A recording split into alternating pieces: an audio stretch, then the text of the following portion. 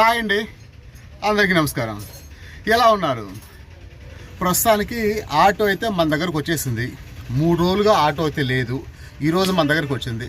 వస్తానే oil service చేయించా. 2,500 ఖర్చు అయింది. అలా ఈరోజు ఇలా స్టార్ట్ అయింది. ఏం చేద్దాం చూద్దాం. ఈరోజు ఇంకా ఎలా ఉంటుందో పరిస్థితి, ఈ బండి గురించి మెకానిక్ ఏం చెప్పాడు అనేటువంటి విషయాలు కూడా ముందు బ్యాక్ కెమెరా నుంచి మాట్లాడుకుందాం. ఇంకేంటి సంగతులు, బయలుదేరదామా? టైం ఇప్పుడు 6:30. ఇప్పుడు ఇంటికి వచ్చా. సుమారు 3,500 రూపాయలు ఖర్చు.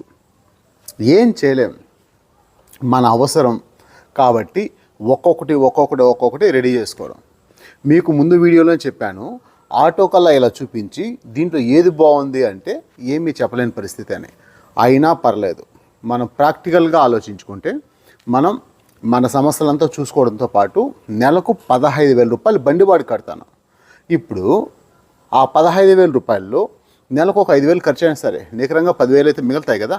కానీ చేయాల్సిందల్లా ఇప్పుడు ఎట్లో ఒకట బండికి సంబంధించి ఆ డబ్బులంతా కట్టేయాలి. దానికి రకరకాల ఆలోచనలు చేశాను. ఒక్కటి కూడా వర్కౌట్ అయ్యేటువంటి పరిస్థితిలో లేదు. ఇంతకీ తెల్లారితో 3,500 రూపాయల వరకు ఏం చేసావు బ్రదర్ అంటే, ఫస్ట్ బండికి ఆయిల్ సర్వీస్ చేయించా. దీంతో పాటు ఉన్న సమస్య ఏంటి, బ్రేక్ లైనింగ్లు ఆయిల్ సర్వీసు. మీరు ఇక్కడ డేట్ కూడా చూడొచ్చు. ప్రతిసారి ఏదో ఒకటి జరుగుతుంది అనుకుంటే అది ఇంకేదో అయిపోతుంది. ఓపిక్గా ఆయిల్ సర్వీస్ నేను మీకు ఇప్పుడు బిల్లు కూడా చూపిస్తాను. నేను ఆయిల్ సర్వీస్ 20/8/2025 చూపిస్తాను కదా. నీట్గా ఆయిల్ సర్వీస్ చేయించాం. ప్రస్తుతానికి బండి కొంచెం పర్లేదు. ఇక్కడ సిచ్యువేషన్ ఏంటి, ఇవన్నీ అయిన తర్వాత బండిలో ఒక రకమైన సౌండ్, ఏంట్రా బాబు సౌండ్ ఇలా ఉంది, ఏం చేయాలా అని అనుకుంటా అంటే అప్పుడు డౌట్ వచ్చింది, బ్రేక్ లైనింగ్లు ఏమైనా పోయినాయా అని చెప్పి. తీరా బ్రేక్ లైనింగ్లు 600 రూపాయలు పెట్టి, అంటే ఓ తమ్ముడు ఒకడు వచ్చాడు, మీరు కొన్ని వీడియోస్లో చూస్తుంటారు కదా, మన ఫ్రెండ్ 600 పెట్టి బ్రేక్ లైనింగ్లు తీసుకుని ఓపిక్గా దీన్ని విప్పే కొందికి సుమారుగా ఈ పక్క లైనింగ్ కొంచెం బాగుంది, ఆ పక్క లైనింగ్ కొంచెం బాగుంది, డ్రమ్ అరుగుండాలి. కానీ మనం మెకానిక్ దగ్గరికి పోతే వాళ్ళకి లేబర్ ఇవ్వాలని చెప్పిందానా తమ్ముడు ఏం చేశాడు, వాడే విప్పి చేసి ఇచ్చేసాడు. కానీ వీటికన్నిటికీ నాకు చాలా ఎక్కువ టైం పట్టింది. ఎందుకంటే మెకానికల్ అయితే వాళ్ళకి తెలిసిన వాళ్ళు, వర్క్ వేగంగా జరుగుతుంది. కానీ సగం తెలియనటువంటి తమ్ముడు వల్ల కొంచెం లేట్ అయింది. కానీ లేబర్ మిగిలిందని చెప్పి సంతోషపడాలి. దాంతోపాటు ఇదంతా అయ్యే కొందికి బాగా ఆకలి, చేతిలో ₹1 డబ్బులు లేవు. అకౌంట్లో చూస్తే 45 రూపాయలు ఉన్నాయి. మీల్స్ ఎంత అని ఒక చోట అయితే వాళ్ళు 50 రూపాయలు చెప్పారు. పక్కన తమ్ముడే, నాతో పాటు ఉన్న తమ్ముడే, వాడే ఆ 5 రూపాయలకి వేసి హ్యాపీగా భోజనం పెట్టించాడు. అప్పుడే అమ్మ ఫోన్ చేసింది, నాయనా చెల్లి కొంచెం ఒళ్ళు బాగాలేదు నాయనా, రా నాయనా పిలుచుకుని పోదామని చెప్పి. దానివల్ల అక్కడ పోయినాం. తీరా చూస్తే చెల్లి కొంచెం జ్వరం. ఇంకా వెయిట్ చేసి కంచిమఠం హాస్పిటల్కి పోయి, తిరుపతి అలిపిరిలో ఇస్కాన్ టెంపుల్ ఉంది, ఇస్కాన్ టెంపుల్కి ఎదురుగా ఉండే వీధిలో కంచిమఠం హాస్పిటల్ ఉంటుంది. అక్కడ పోయి చెల్లిని తీసుకొని, ఇంకా లగేజ్లు మీరు చూసుకోవచ్చు, చెల్లి లగేజ్ ఇంకా ఇంట్లో కూడా పెట్టలే, ఇది ఈమె లగేజ్.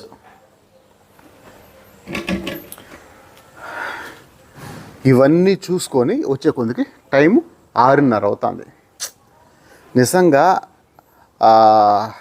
రాత్రి 2:30 నుంచి ఏదో ₹1 సంపాదించింది, ఇట్లంతా ఖర్చు పడేసి టోటల్గా 0 బడ్జెట్తో ఉన్నా. ఇప్పుడు డీజిల్ డబ్బులు లేదని చెప్పి రిక్వెస్ట్ చేస్తే అమ్మ ఇచ్చింది. ఏదో అప్పుడప్పుడు ₹1 ఆమె సేవ్ చేసి పెట్టుకోని డబ్బులు ఇచ్చింది. అలా ఇప్పటికి 6:30. ఇప్పుడు రోడ్డు పైకి వెళ్ళాలి. ఒక ఫ్రెండ్ దగ్గర ఒక 400, ఇంకో ఫ్రెండ్ దగ్గర ఇంకొక 400, 800 అప్పు చేశా. ఇప్పుడు దీన్ని తీసుకోవాలి. దీంతో పాటు ఆయిల్ సర్వీస్కు అమ్మ 3 రోజుల ముందు ఒకరి దగ్గర తీసుకొచ్చిన డబ్బులు 3 రోజులు ఇస్తా అని. కానీ 3 రోజులు అయితే అయిపోయినాయి. ఒక్కసారి కూడా మాట పైన ఉంటా అని చెప్పి నిజంగా నాకు అది సిగ్గనిపిస్తుంది. చెప్తాను ఉండనే అని చెప్పి. కానీ ఇక్కడ కారణం ఏంటి, ఇంకొకడు అయ్యో నా పరిస్థితి బాగాలేదు, నేను ఆటో తెచ్చుకుంటాను, నాకు టైం అని అడగతా అంటే కాదని లేని పరిస్థితి.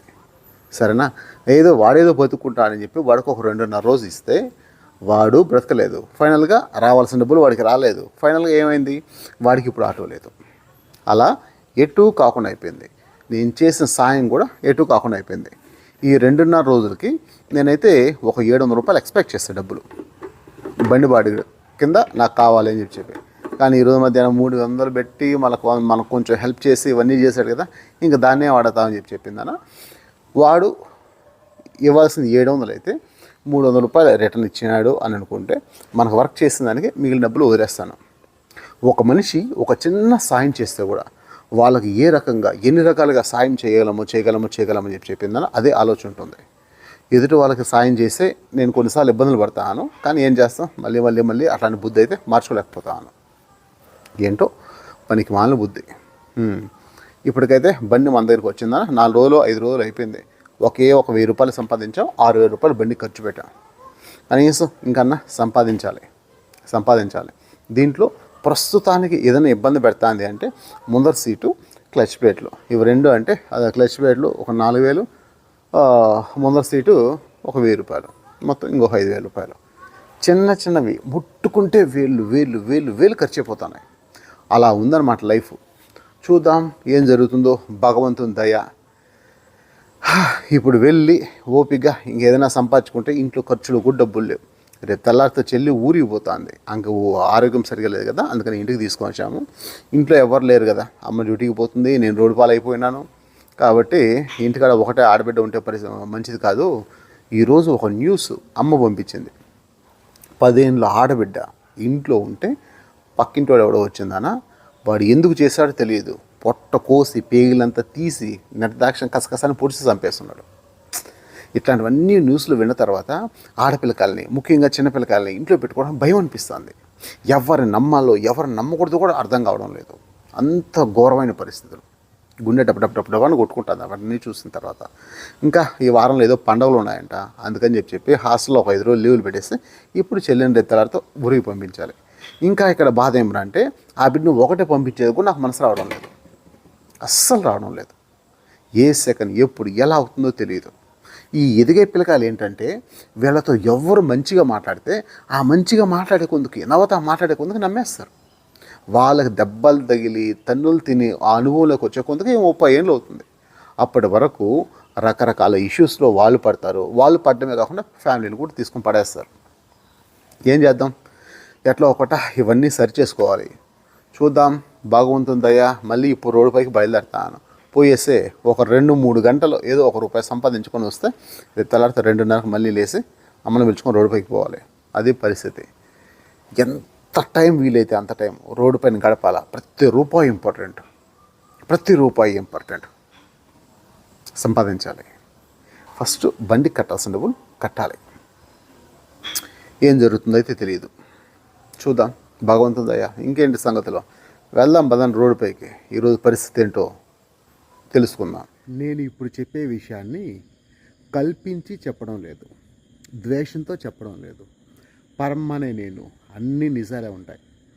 మీకు వీడియో మొదట్లో చెప్పాను కదా, బండి మెకానిక్ ఏదో ఒక సంగతి చెప్పాడు ఆటో గురించనే. ఆ విషయాన్ని మీ ముందు పెట్టాలనుకుంటున్నాను. ఏంటి అంటే, మామూలుగా మన ఫ్రెండ్ చంద్ర ఆటో తీసుకెళ్ళేవాడిని నేను.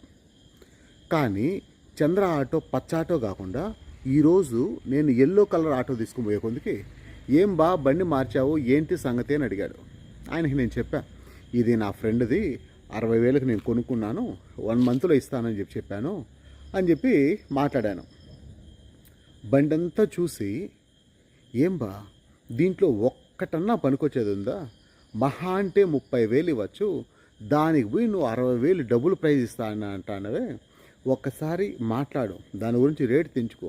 అంతేగాని ఒకవేళ ఇప్పుడు నువ్వు 60,000 కొంటే దీన్ని పర్ఫెక్ట్ ఎఫ్సీ చేసి బండి ఒక కండిషన్లో ఉంది, ఆ కండిషన్లో బండి తీసుకొని కొందుకి నీకు ఆల్మోస్ట్ ఇంకో ₹1,00,000 పడుతుంది. అలాంటి పరిస్థితిలో ఉండేటప్పుడు నువ్వు ఏ విధంగా దీన్ని తీసుకున్నావో అని అడిగాడు. ఆయన మాట్లాడుతా అంటే అన్నిటికీ ఊకొట్టా. బండిలో ప్రతిదీ సమస్య, ఏది ముట్టుకున్న సమస్య, ఒక్కటి కూడా బాగాలేదు. కాబట్టి దయచేసి నువ్వు మీ ఫ్రెండ్తో మాట్లాడి రేటు తగ్గించమని చెప్పు, అలా లేకుంటే అవసరం లేదు ఇచ్చేయి అని చెప్పాడు. సరే అన్నీ ఊకొట్టా. కానీ మనం ప్రాక్టికల్గా మాట్లాడుకుంటే ప్రతి నెల మనం పచ్చబండికి ఎంత బాడీ కడుతున్నాం? రోజుకు 400 అంటే 30 రోజులు 12,000, 3 4 12, ఓకే అంతే కదా. ఇప్పుడు 12,000 రూపాయలు బండి బాడు కడతాను. సేమ్ దీన్ని కూడా 12,000 రూపాయలు దీనికి కూడా బండి బాడు కడదాం అని అనుకుంటే అప్పుడు ఏం జరుగుతుంది? కనీసం అంటే ఒక నెల రోజులు ఒక 10 నెలలు తోలామనుకో ఆల్మోస్ట్ 1,20,000. అప్పుడు ఇప్పటికీ ఈ పచ్చబండి 8 నెలలు తోలాను, నాకేమైనా మిగిలిందా? లేదు. కానీ ఇదే ఎల్లో కలర్ బండికి ఈ 1,20,000 ఖర్చు పెడితే 9వ నెలలో ఆ బండి మందే కదా. అప్పుడు 9 నెలల తర్వాత అయినా సరే పూర్తిగా ఒక్క రిపేర్ కూడా లేకుండా ఉండేటువంటి ఒక పర్ఫెక్ట్ బండి కాగితాలు అన్నీ ఫోర్స్లో ఉండేటువంటి ఒక పర్ఫెక్ట్ బండి వస్తుంది కదా అనిపించింది. ఏమీ లేని చోట ఆముదం చెట్టే పెద్ద చెట్టు అన్నట్టు ఏమీ లేని నాకు ఈ ఆటోని చాలా గొప్ప విషయం అనిపిస్తుంది. అన్నీ ఉండేవాడికి బిర్యానీ పెడితే ఇదేంది మసాలా ఎక్కువైంది, ఏంటి చికెన్ సరిగా ఉడకలేదు, ఏం బ్రాయిలర్ వేసే బదులు ఏదైనా నాటుకోడి వేసునొచ్చు కదా, లేకుంటే లింగాపురం వేసునొచ్చు కదా, ఇంకా బాగుండేది అని చెప్పి 1,00,000 వంకలు చెప్తారు. కానీ పూర్తిగా ఆకలితో ఉండి కడుపు నకనకలను కాలుతా అంటే అట్లాంటి వాడికి గంజి పోస్తే అబ్బా స్వామి మీకు దండం స్వామి అని చెప్పి పాదాలని తీసి హత్తుకుంటాడు, పూజ చేసుకుంటాడు, పాదాలకు దండం పెడతాడు. అలా ఈరోజు ఏమీ లేని పరిస్థితిలో ఒకటి మనకు వచ్చిందంటే ఆ గంజి తాగేసిన వాడికి ఏ విధంగా అయితే సంతోషం అనిపించిందో అలా ఇది కూడా కొంచెం సంతోషం. కానీ వరుసగా 4-5 రోజులుగా 5 పైసలు సంపాదన లేకుండా వాళ్ళ క్షేమం కోరి వీళ్ళ క్షేమం కోరి ఆటో ఇవ్వడం వల్ల ఎటు కాకుండా అయిపోయింది. కనీసం రేపటి నుంచి అయినా పర్ఫెక్ట్గా ఆటో తోలాలి, రేపటి నుంచి లెక్క పెడదాం 1వ రోజు అని 30 రోజుల్లో 30,000 సంపాదిస్తామా లేదా రేపటి నుంచి చూద్దాం. ఏ ప్రోగ్రామ్ అన్నా ఉన్నాయి అదని ఇదని సాకులు కాదు, డబ్బు సంపాదించాలి. 30 రోజుల్లో 30,000 చూద్దాం. దేవుని దయ అన్నీ మనపైన ఉంటే అన్నీ సక్రమంగా జరుగుతాయి. ఎనీవే నా మనసులో ఉండేటువంటి మాట, నాకు జరిగిన విషయాన్ని నేనైతే మీ ముందు పెడుతున్నాను. మీకు ఎలా అనిపించింది అన్నది కింద కామెంట్ చేయడం మర్చిపోకండి.